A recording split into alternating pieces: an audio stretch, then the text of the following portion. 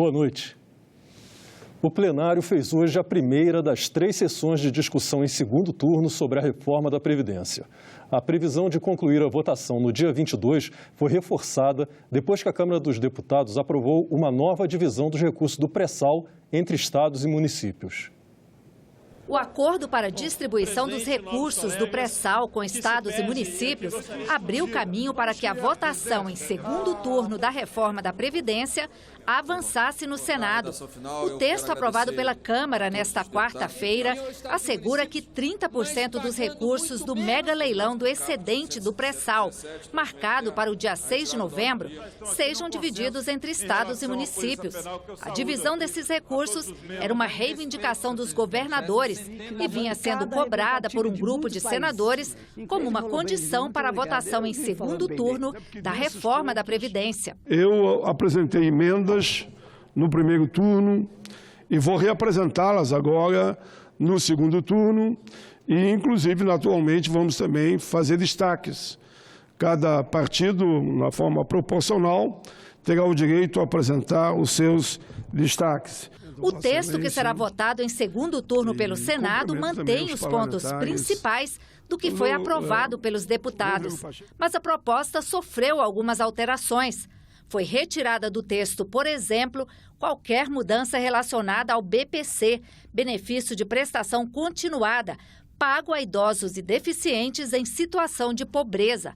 As mudanças no pagamento do abono salarial também foram retiradas. E ficou garantido que nenhuma pensão por morte será menor que um salário mínimo. A proposta terá que passar por mais 2 sessões de discussão antes da votação em segundo turno.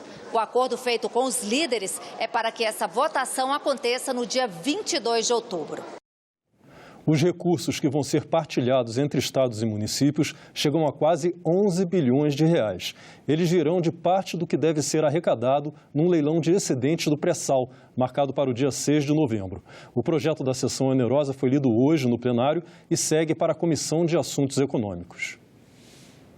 Para entender melhor os principais pontos da reforma da Previdência, veja no vídeo da nossa série especial as mudanças para a aposentadoria dos policiais federais e dos profissionais de segurança pública. Policiais federais e profissionais da segurança pública conseguiram regras mais amenas para a aposentadoria na reforma da Previdência. Atualmente, não existe idade mínima para os profissionais que exercem atividade de natureza policial. Para os homens, exige-se 30 anos de contribuição, dos quais 20 em atividade policial. Para as mulheres, o tempo de contribuição é de 25 anos, dos quais 15 dedicados à atividade policial. Com a reforma, os tempos de contribuição permanecem os mesmos, mas agora homens e mulheres precisarão ter pelo menos 55 anos de idade para aposentadoria. Mas uma regra de transição permite que homens com 53 anos e mulheres com 52 possam se aposentar desde que cumpram um pedágio de 100% no tempo de contribuição restante. Depoimentos emocionados marcam mais uma audiência que debateu pensão para as vítimas do Zika vírus.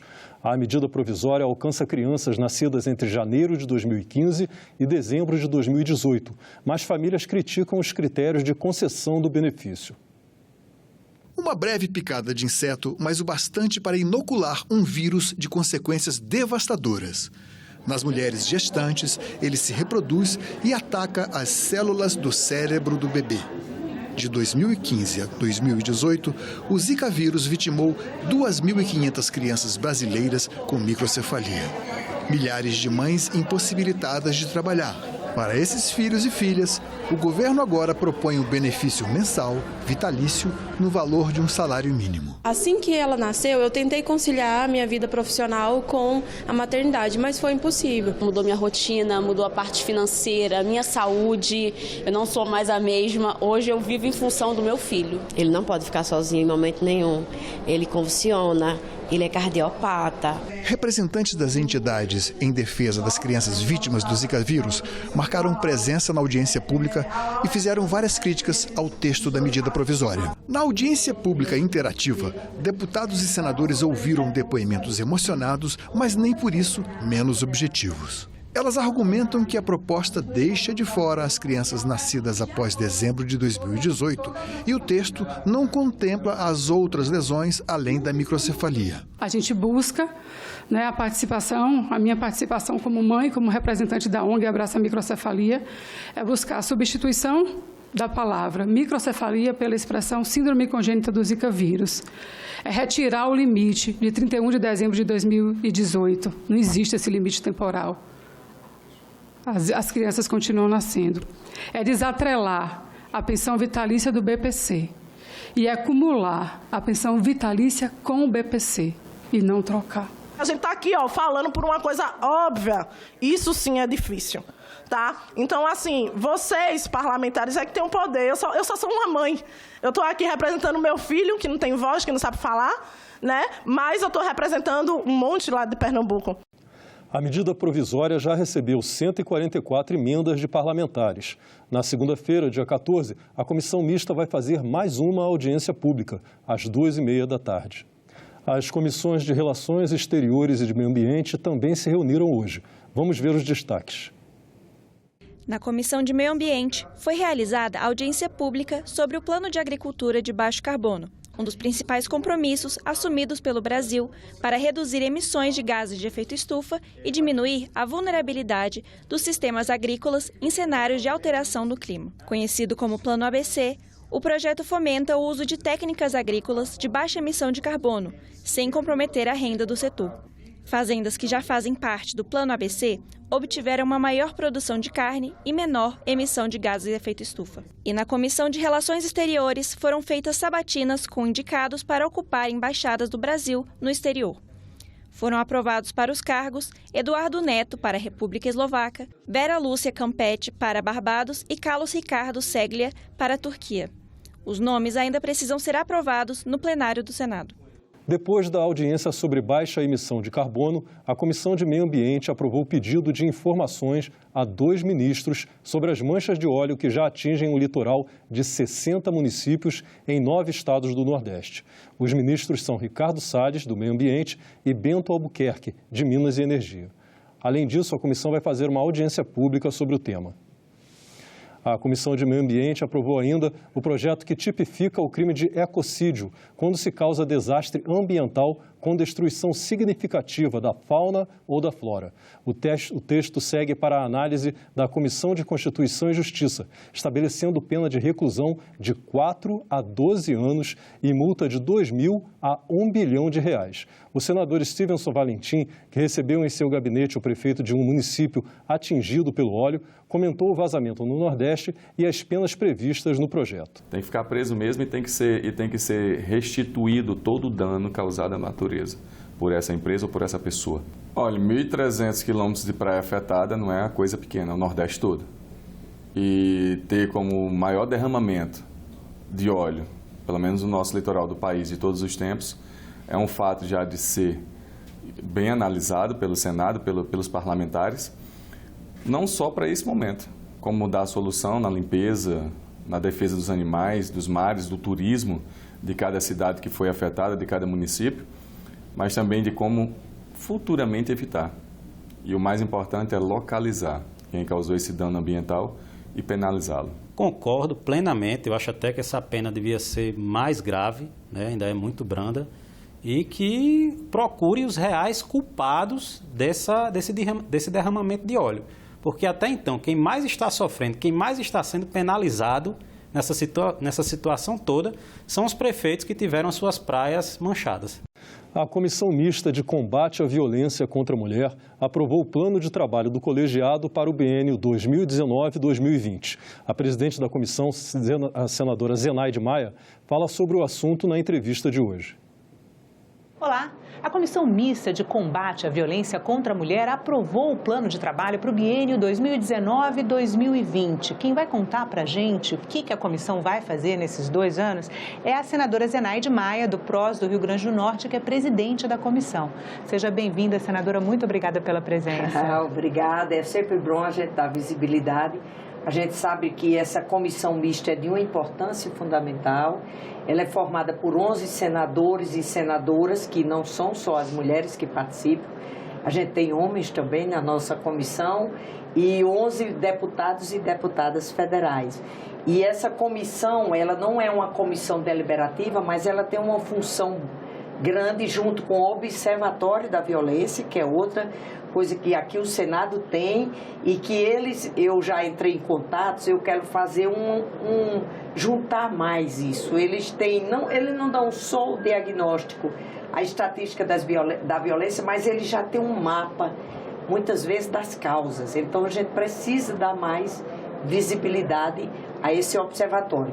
Mas praticamente o que a gente faz com essa comissão, a gente pode fazer muita coisa. O que eu já propus nesse plano, a lei de requerimentos de audiências públicas, como ela não é deliberativa, mas uma coisa que a gente já vai fazer, nós vamos pegar todos os projetos de lei que estão em tramitação no Senado e na Câmara e nós vamos fazer audiência pública sobre esses projetos de lei relacionados às mulheres. Ela não é deliberativa, senadora? Ela não é deliberativa. Ela é consultiva? Qual é o papel dela dentro da estrutura legislativa? E ela pode, por exemplo, convidar autoridades, pedir informações aos estados.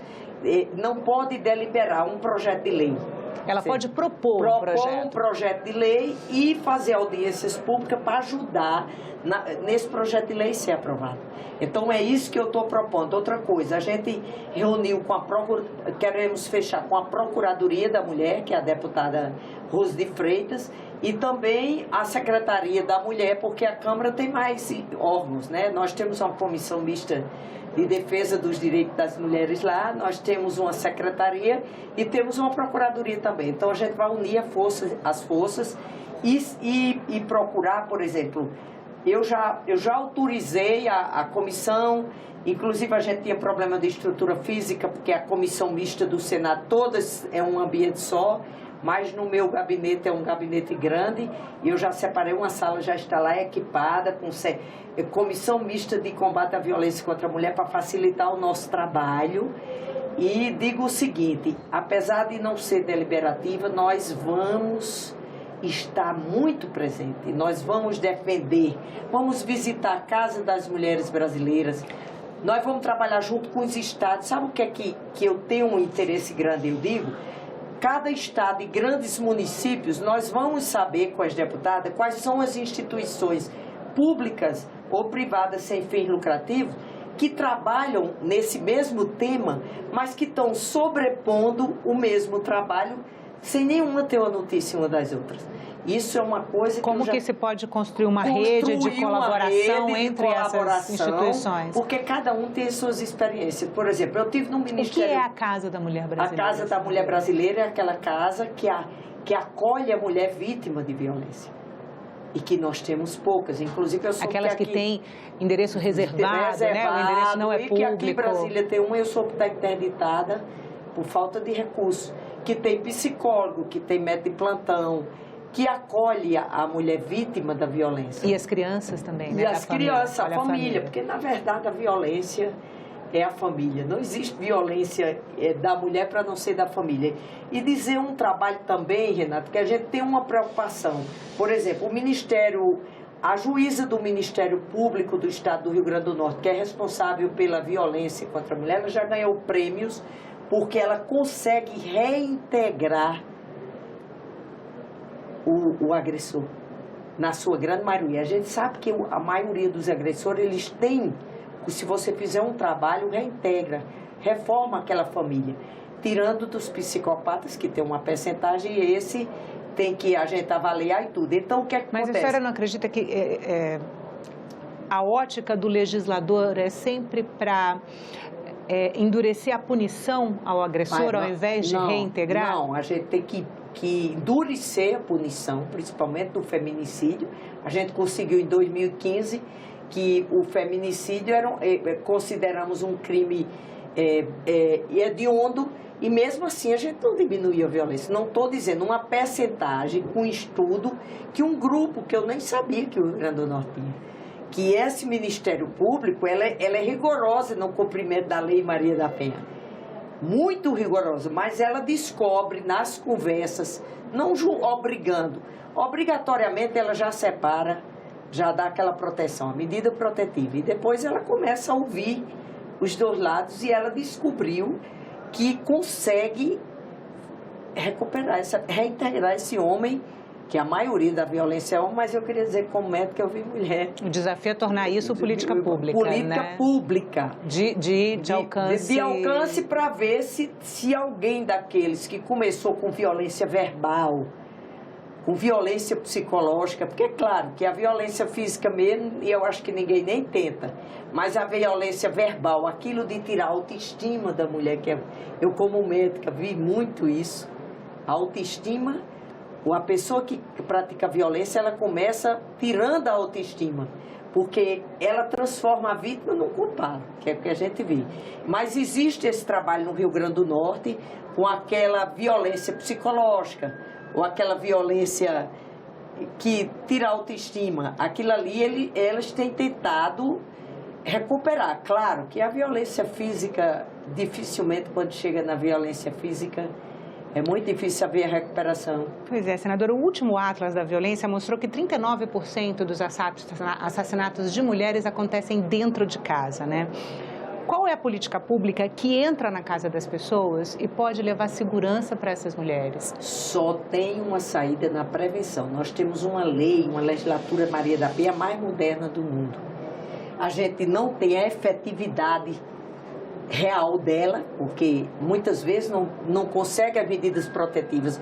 O estado do Rio Grande do Norte tem 2 delegacias de mulher. O estado todo, uma em Natal, que não funciona 24 horas, ou seja, a legislação é avançadíssima, moderna, mas está faltando aplicabilidade. E a gente tem que estar em cima disso, e para isso precisa de emendas. É uma coisa que eu estou chamando a atenção dos parlamentares.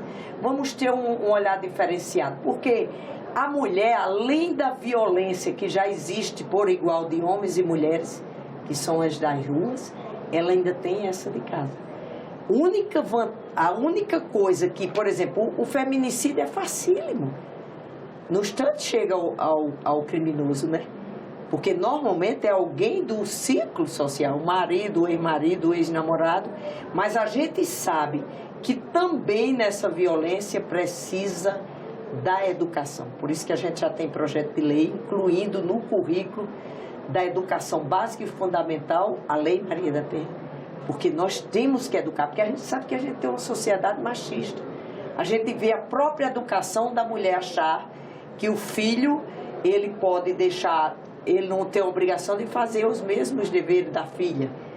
Isso cria aquela impressão, que ele pode só porque é homem. E nós já fomos massacrados demais.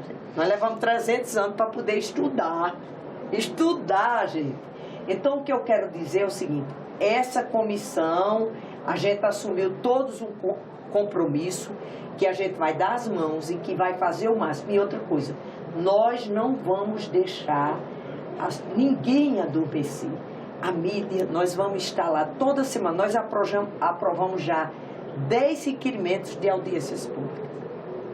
10 requerimentos hoje, aprovamos o plano e as audiências públicas, porque nós precisamos dar visibilidade. Foi dando visibilidade a essa violência que a maioria das mulheres conseguiram denunciar, porque nem isso elas fazem. Eu trabalhei em pronto-socorro, eu peguei, a coisa mais rara era ter um plantão de final de semana que não tivesse uma mulher agredida fisicamente. Você imagina, para levar pronto-socorro é porque não era uma coisa tão simples. Não era, como a gente diz, um tapa, não era um empurrão. Era uma coisa que eu precisava suturar, ou às vezes muito mais. Então, aquilo ali, e naquela época, dificilmente elas queriam denunciar. Denunciar porque diziam que voltavam para casa, por isso que essa medida protetiva dada imediatamente, eu fui uma das testemunhas, porque ela dizia, mas doutora Zenaide, como vou denunciar? Se eu voltar para casa, se ele souber que eu denuncio, ele vai me matar. Então, isso são coisas simples, medidas simples que a gente aprovou o projeto de leis, e é isso que a gente tem. A gente só tem uma certeza, que só endurecer a pena não resolve. Nós temos que construir uma sociedade que respeite, e eu digo sempre, nós mulheres lutamos todo dia pelo respeito. E esse respeito, a gente já começa a lutar dentro da nossa casa. Olha, por exemplo, nós temos 30% de cotas aqui, já vimos senadores querendo tirar isso. Os 30%. 30% de cota para participação feminina nas eleições. Nas eleições. 30% dos candidatos tem que ser mulher. Tem que ser mulher. E eles queriam tirar isso, porque com isso, quer queira, quer não, e a gente não está falando, eu não estou falando em causa própria, que a gente não entra, o que está aí não tem isso aí, mas a gente sabe que precisa estimular. Nós, mulheres, quando estão nos dando oportunidade com processos seletivos, nós já estamos praticamente em pé de igualdade, apesar de ter perdido anos sem poder nem estudar.